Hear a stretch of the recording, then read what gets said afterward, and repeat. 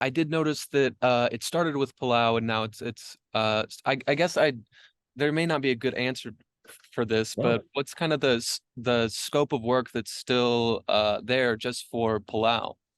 there's still a number of people working, or excuse me, there's still a number of people that are missing in Palau. I'm here right now. The timing of this was, I don't know, perfect or serendipitous, that I happen to be in Palau on a separate mission. Um, but we still have a lot of work to do here, both on the land and in water. Um, and we have work to do all over the world.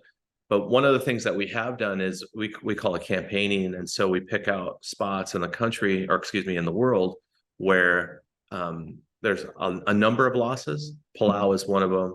Chuk is another one. Italy, Vietnam, Mhm. and we call it campaigning, where we continue to go back to those locations. And what we've discovered through our work in Palau is the more you come back to a location, you develop strong bonds and relationships with the host nation.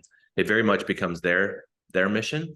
And you can also be far more efficient with your resources. We're a nonprofit charity, so we have to be efficient with our resources. So when we come to a place like Palau or Chuk or Italy, and we can kind of chain missions together. Is it usually aircraft or some type of vehicle?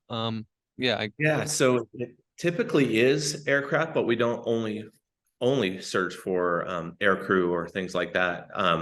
But it's a lot easier to find an aircraft that might have been missing for 80 years than it is to find an individual that yeah. might be missing. So we use aircraft because once you find an aircraft, you can determine very quickly what type of aircraft it is, and then the exact aircraft it is. And once you get to that point, there's very well kept records that will tell us the crew associated with that and whether or not they're missing or not.